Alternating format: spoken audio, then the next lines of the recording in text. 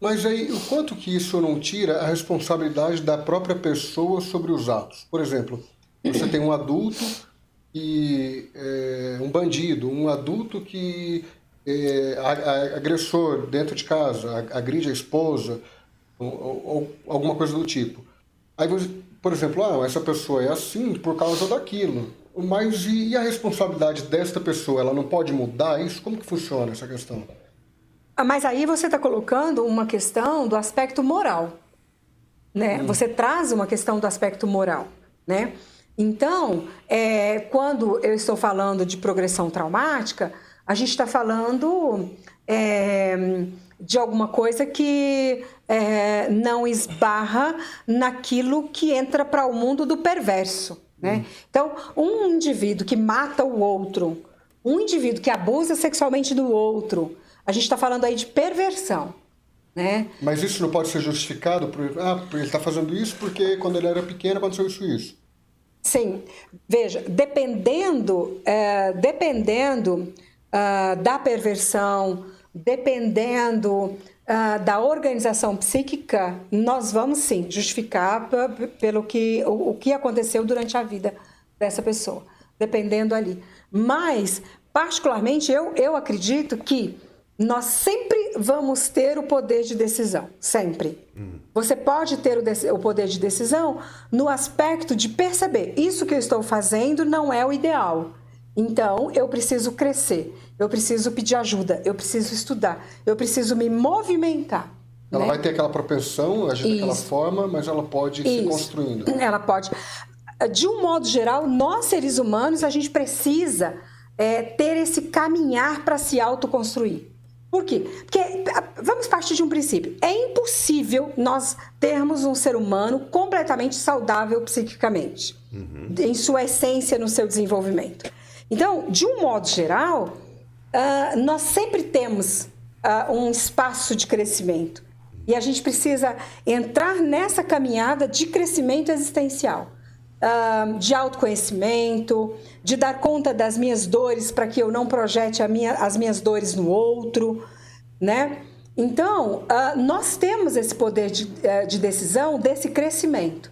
Eu não tenho o poder de decisão sobre de onde eu vim, né? O que fizeram comigo enquanto eu era criança, porque eu era só uma criança, eu era só um bebê sendo gerado na barriga da minha mãe. Mas a partir do momento que eu passo a ter essa ciência, eu gosto de pensar que eu preciso ter a rédea da minha vida nas minhas mãos. Então, eu preciso começar a raciocinar sobre quem eu sou, de onde eu vim, o que estou fazendo, por que estou fazendo, qual o movimento que eu preciso fazer para mudar tudo isso e conseguir ser uma pessoa melhor. Agora, dentro desse aspecto da pergunta aqui do Gustavo, tem o psicopata. Aí esse não consegue esse movimento, né? Por quê? Porque falta essa afetividade, esse desejo de ser uma pessoa melhor.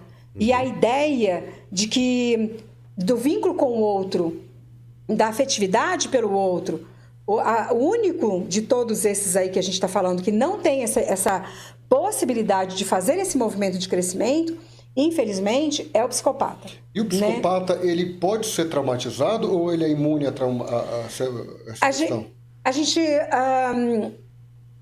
O psicopata, de um modo geral, ele é um traumatizado. Ele é um traumatizado. A gente não sabe ainda, em essência, a respeito da mente do psicopata. A gente sabe que tem um fator genético, que tem fatores ambientais dos primeiros anos de vida, tem a ver com situações traumáticas, e é uma organização psíquica em que está muito distante da empatia pelo restante da humanidade. Então, é um indivíduo com alto nível de perversão, que é o perverso que a gente está falando. Infelizmente, não tem cura. Infelizmente, não tem cura, né? Quando eu falo de crescimento existencial, eu estou falando das mentes passivas, né, de afetividade, de empatia. No caso do psicopata, ele é como se ele não tivesse esse componente. Então, ele não tem como crescer, mudar. Às vezes a gente pensa no psicopata como sendo sempre aquele serial killer. O psicopata é o que mata o outro. Mas nem sempre é assim, né? Nem sempre um psicopata é um serial killer. Por exemplo, você pode ter um psicopata que trabalha numa empresa e não necessariamente vai chegar a matar alguém. Como que funciona essa questão de um psicopata dentro de uma empresa, dentro de um local de trabalho? Eu gosto de pensar, de classificar o psicopata em 3 graus. Existe o psicopata em grau baixo, né? E existem muitos que estão entre nós. Existe o psicopata em grau médio e de grau mais alto. Esse de grau baixo, ele é muito voltado para dentro das empresas, para escalar, para chegar no topo, e ele usa as pessoas, ele conquista quem está acima dele e menospreza quem está embaixo, e é esse indivíduo que não mataria ninguém, mas ele faz qualquer coisa para alcançar os objetivos dele. Ele pisa em qualquer um para poder Pisa em qualquer um, porque ele não tem empatia. Quando ele agrada alguém, ele agrada porque ele quer algo com aquela pessoa, não porque ele goste daquela pessoa. O grau médio seria aquele indivíduo que, para alcançar o que ele deseja, ele manda matar. Ele paga alguém para matar. Existem muitos políticos assim, né? Paga alguém para matar. Para alcançar o meu objetivo, eu pago e a pessoa vai lá e mata. E o grau alto é aquele que mata. E mata e fazendo questão, né? Eu diria, de matar. Então, numa quantidade maior, como a tua colocação dentro das empresas, eu diria que é o grau baixo. E, às vezes, o grau médio... né? E essa pessoa ela consegue ter a percepção de que ela tem alguma coisa diferente dos outros? Ela sabe que ela é diferente das demais. Ela ridiculariza a humanidade por sentir empatia e afetividade. Ela acha que ela é superior por isso. Ela acha que ela é superior por isso. Que são seres inferiores que têm empatia uns pelos outros. Mais ou menos isso. Então, o que diferencia isso? Então, vamos pegar lá a tua pergunta ainda anterior, né? Sobre essa coisa de... então todo mundo vai justificar a própria história a partir do trauma vivenciado? Arrumando aqui o meu... Todo mundo vai justificar? Não. Nós vamos verificar os traumas vivenciados e as progressões traumáticas para análise de passado, para que eu possa me reorganizar para o presente e para o futuro. Não para ficar nessa condição, porque eu sou assim, vida, tinha um bichinho, né, na época de vocês aí. Vida, Da Hanna-Barbera que fazia isso, né? Era o Drupi, não era? Céus. Era uma hiena. Era hiena? Era um bichinho. Eu não lembro o que é. Então, não é para isso, né? Mas é olhar para essa história, para reorganizar essa história, para digerir, para eu ficar de pé e viver de forma melhor daqui para frente. Então, esse é um passo legal e que qualquer pessoa pode fazer. Mesmo as personalidades, elas vão se classificar entre neuróticos e psicóticos. E depois nós temos as personalidades, né, como o histriônico, né, que aí se diverge um pouco. Mas entre neuróticos e psicóticos, a neurose, ela possui uma organização. São pessoas que tendem para a organização. Os psicóticos para a desorganização. Qual a desorganização? Em relação à realidade. O psicótico, ele tem alucinação, ele tem delírio. A alucinação, eu vou ver uma coisa que não existe. O delírio, eu vou lembrar de uma história que não aconteceu. Então, existem essas organizações. O neurótico, ele é completamente passivo de desenvolver da forma com que ele desejar. Ele precisa buscar esse crescimento e ele vai alcançando. O psicótico, vamos pegar aqui um esquizofrênico, não tem cura para a esquizofrenia, mas ele pode se tratar para ele ter mais controle sobre os sintomas e ter mais qualidade de vida. Mas quem que eu não vou conseguir fazer nada com ele? Quando está na perversão, quando uma personalidade psicopata. Porque tudo que eu fizer por um psicopata, ele vai se utilizar disso para o crescimento dele para o mal. Nunca para o bem. Eu vi um tempo atrás, não sei se o Vinão chegou a ver, ou se você viu também, um seriado na Netflix que trata sobre serial killer. Até toca aquela musiquinha Psycho Killer, sabe? Eu não lembro o nome do seriado, mas era um seriado assim, que era um cara do FBI e ele começa a fazer entrevistas em cadeias com serial killers. E aí ele vai, entrevista, eu não lembro não, é um seriado muito, muito interessante.